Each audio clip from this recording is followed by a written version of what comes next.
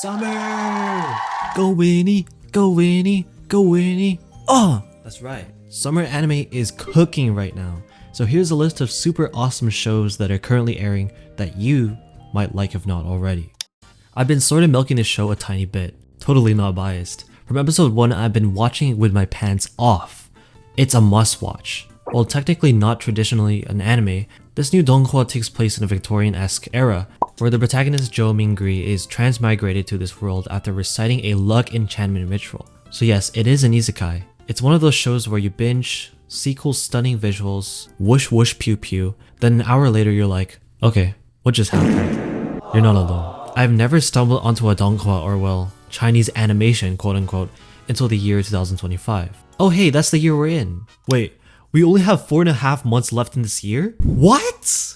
If you're gonna watch this, I highly advise you to stay away from light novel readers. I'm not gonna name any names, but there was someone who thought it would be funny to post spoilers in my comment section. They're definitely fun at parties.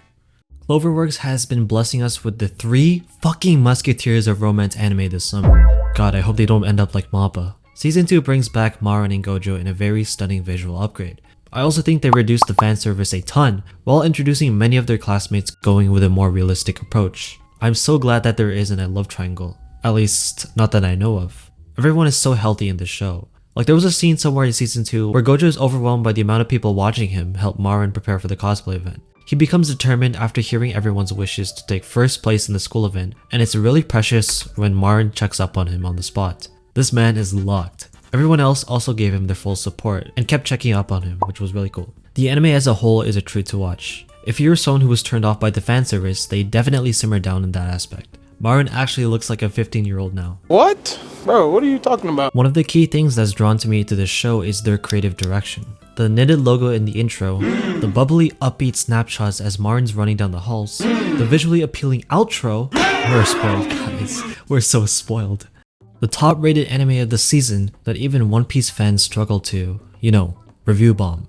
I mean, they still managed to do it. Yeah, but I'm supposed to be adding hype to this video. I know, but One Piece fans are always lurking in the corner. Give me trust. Takopi's original sin is the most depressing, mind-boggling nightmare fuel to come out of this season. I highly recommend that you are mentally stable before watching this. That probably doesn't say much since almost everyone I know isn't okay in the head, so watch at your own discretion. Enter Takopi, a happy octopus that came from a world called Happy Planet. His mission is to explore the galaxy, trying to find someone in need of happiness. Once Takopi arrives on Earth, this is where he finds Shizuka, a 4th grade elementary school student going through problems bigger than herself. One big problem she deals with is being bullied by a classmate in her school. Her name is Marina. Marina wants to torment and make Shizuka's life a living hell. And I bet you're thinking, whoa, bullying is bad.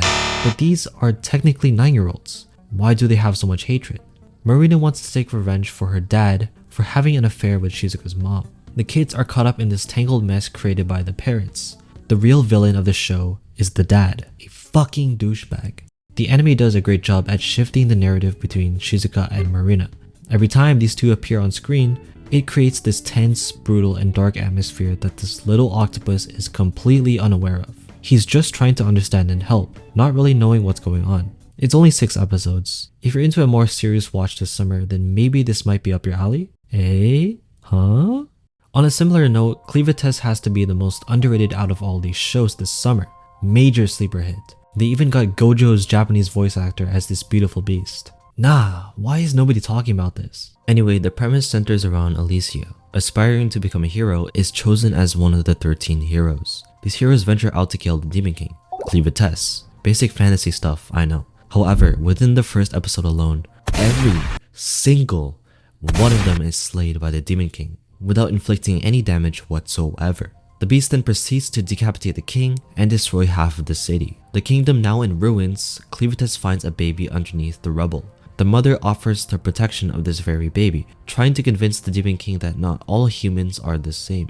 Out of curiosity, Clevatess takes the baby and goes to revive Alicia, because it has no experience in raising human children. Alicia, after being resurrected, reveals that the baby is royalty. So with the help of another human, Clevatess is determined to see proof of whether humans can attest to their will and break the barrier between monster and human. Awesome. Dandadan Season 2. Balls. Do you know what it feels like to be loved unconditionally? I was asking because I've never felt that kind of love until I met her. You know, the internet has been hyping the release of the fragrant flower blooms with dignity, and it's all thanks to her. Rintaro is a tough delinquent that is really emo and attends the school Chidori, where it's completely run down and everyone is a bad person. Is what everyone at Kikyo Private Academy would say.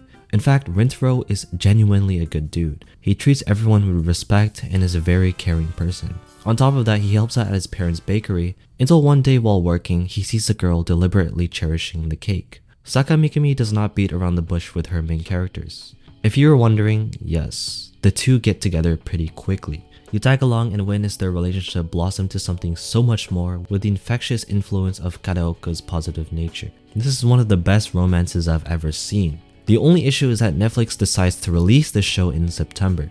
What the fuck, Netflix? Cloverworks has the other two airing already. Stupid company. I'll never ever watch anything on your platform. OMG, is that Rumi? You're my soda pop, my little soda pop. Hey guys, this is Outro Kavtix here. I'm like currently really sick right now, so definitely check out the anime I mentioned and don't goon, please. One goon saves a life, and be sure to like and subscribe. Okay, bye.